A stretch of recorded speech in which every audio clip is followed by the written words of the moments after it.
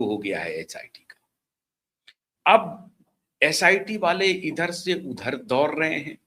आज अभी कुछ घंटे पहले मुझे खबर मिली है कि जो दो retired assistant commissioner of police ACP ने जो डिजिटल प्रूफ हैंडओवर किया था नीलेश ओझा जी को, उनके यहां बल्कि आज एसआईटी की टीम पहुंची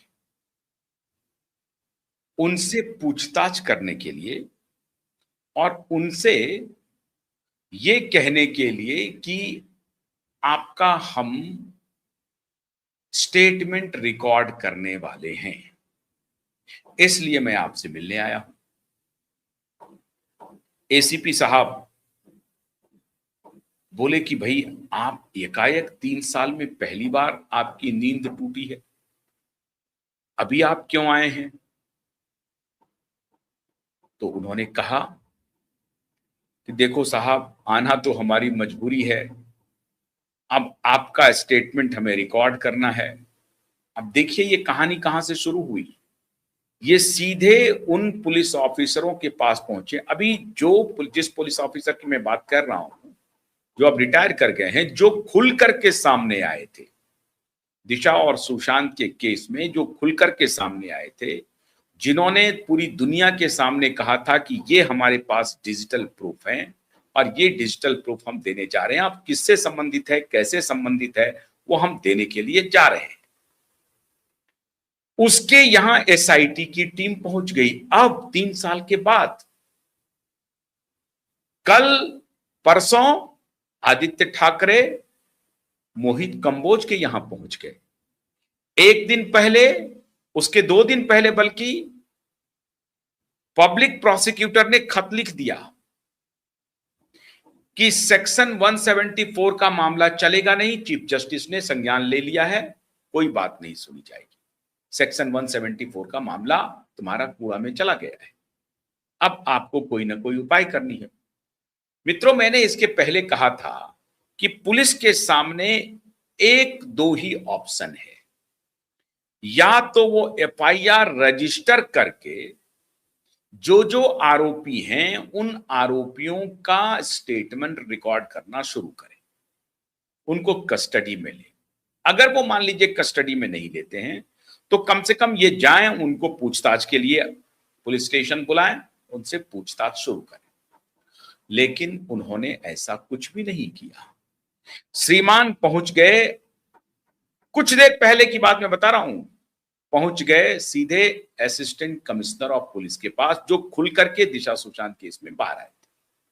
उन्होंने कहा कि ठीक है, आप मेरा स्टेटमेंट रिकॉर्ड करना चाहते हैं, हमें भी कोई आपत्ति नहीं है, हम भी आपके साथ अपना स्टेटमेंट रिकॉर्ड करेंगे, लेकिन जरा सा मैं अपने एडवोकेट महोदय से, वकील महोदय से जरा पूछताछ कर लूं, जानकारी ले लूं कि हमें क्या स्टेटमेंट देना चाहिए, कैसे देना चाहिए और क्यों देना चाहिए, या देना चाहिए भी या नहीं देना चाहिए। उन्होंने सीधे नीलेश ओझा जी को फोन किया इससे मुतल्लिक। संजोग बस नीलेश ओझा जी ही वकील हैं उनके।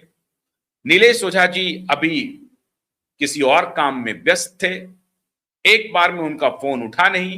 ये सज्जन बैठे हुए थे पुलिस वाले।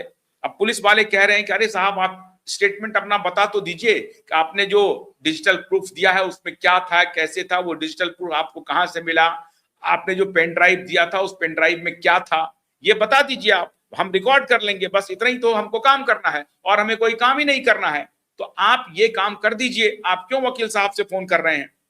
इतने में नीलेश ओझा जी को उनका फोन मिला और फिर उन्होंने दोबारा फोन किया। उन्होंने पूछा कि जी बताइए, आपने मुझे फोन किया था। तो उन्होंने कहा कि साहब, मेरे यहां एसआईटी की टीम पहुंची हुई है और मुझसे कहा जा रहा है कि आप स्टेटमेंट रिकॉर्ड कर दीजिए कि आपको पेन ड्राइव कहां से मिला, आपने ये पेन ड्राइव किसे दिया, कब दिया, क्यों दिया, आपका क्या इंटरेस्ट है, ये हमसे पूछताछ कर रहे हैं, तो मैं क्या करूं। तो जो दूसरे वकील थे नीलेश ओझा जी ने कहा अच्छा ठीक है, मैं एक काम में व्यस्त हूं, और फिर उन्होंने अपने दूसरे साथी को कहा।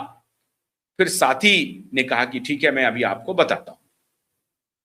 उनके साथी ने कहा कि ऐसा है, 174 के तहत तुम स्टेटमेंट रिकॉर्ड करने के लिए आए हो या एफआईआर करके स्टेटमेंट रिकॉर्ड करने के लिए आए हो? कहा नहीं, हम तो 174 के तहत स्टेटमेंट रिकॉर्ड करने के लिए आए हैं। कहा 174 की थ्योरी को चीफ जस्टिस ने कूड़ेदान में डाल दिया है। कहा है कि यहां पर 174 के तहत कोई रिकॉर्ड नहीं होगा, और अगर यह रिकॉर्ड होना था तो पहले क्यों नहीं रिकॉर्ड किए जो अब रिपोर्ट देना है? पहले 3 साल से कहां थे बैठे हुए, अब क्यों आए हो आप? तो पहला काम तो यह करो कि सबसे पहले आप जाकर के एफआईआर फाइल कर दो, और उसके बाद हमारे पास आओ, कोई आपत्ति नहीं, हम स्टेटमेंट रिकॉर्ड करेंगे। लेकिन सेक्शन 174 के तहत हम स्टेटमेंट रिकॉर्ड नहीं करेंगे। अब उसके बाद उन्होंने कहा कि नहीं, आपको तो रिकॉर्ड करवाना पड़ेगा, स्टेटमेंट आपने दिया है, आप क्यों नहीं करना चाहते हैं?